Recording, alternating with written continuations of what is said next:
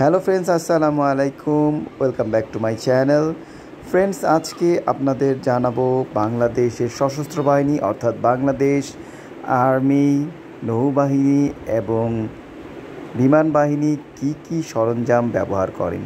যারা ভাবছেন হয়তো বাংলাদেশকে খুব সহজেই হারাতে পারবেন, তাদের ভুলটা ভেঙে যাবে এই ভিডিওটা দেখে। কারণ বাংলাদেশ বর্তমানে সামরিকভাবে অনেকখানি এগিয়ে গেছে। তো চলুন ঝাঁপিয়ে পড়ি ভিডিওতে। প্রথমেই জানিয়ে রাখি, বাংলাদেশ হচ্ছে ডিফেন্ডার্স প্যারাডাইস। বাংলাদেশ কখনো নিজে থেকে কোনো দেশকে বা শত্রুকে আক্রমণ করে না যতক্ষণ না পর্যন্ত তারা আগে আক্রমণ করে। বাংলাদেশ সেনাবাহিনী দক্ষিণ এশিয়ার অন্যতম বৃহৎ এবং ক্রমাগত আধুনিকরণের কাজ করছে। মূল অস্ত্রগুলোর মধ্যে রয়েছে এমবিটি, যেটা বাংলাদেশ আর্মির প্রধান যুদ্ধ ট্যাঙ্ক, যেটি চাইনিজ টাইপ 59G, এবং VT-5 হালকা ট্যাঙ্ক ব্যবহার করে।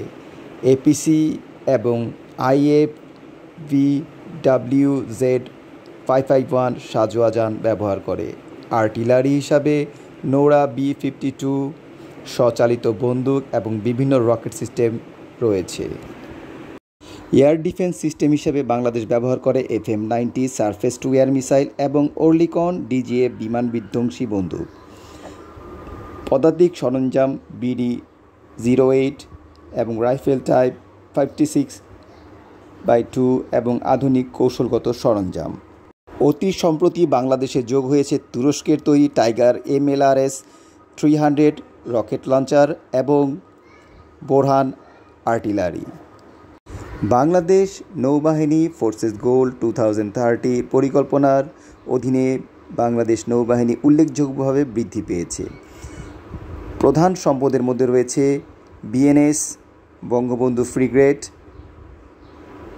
Corvette type C-13B steel corvette, submarine 2টি রয়েছে বাংলাদেশের, Chinese type 035G Ming class.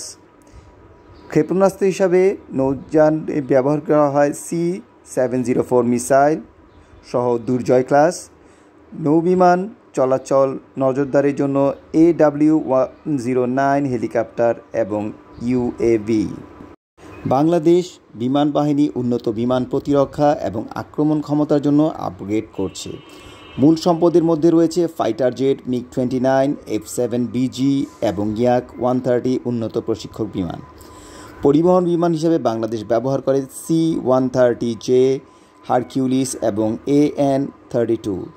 বিমান প্রতিরক্ষা হিসাবে বাংলাদেশ ব্যবহার করে FM-90 এবং নতুন রাডার সিস্টেম, যেটি ফ্রান্স থেকে নেওয়া হয়েছে।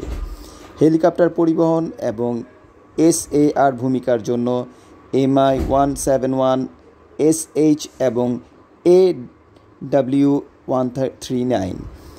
এছাড়াও বাংলাদেশ তুরস্ক থেকে নিয়ে এসেছে বাইরেক্টার TB ড্রোন, যা বাংলাদেশ বিমান বাহিনীকে আরও আধুনিক করতে সাহায্য করেছে।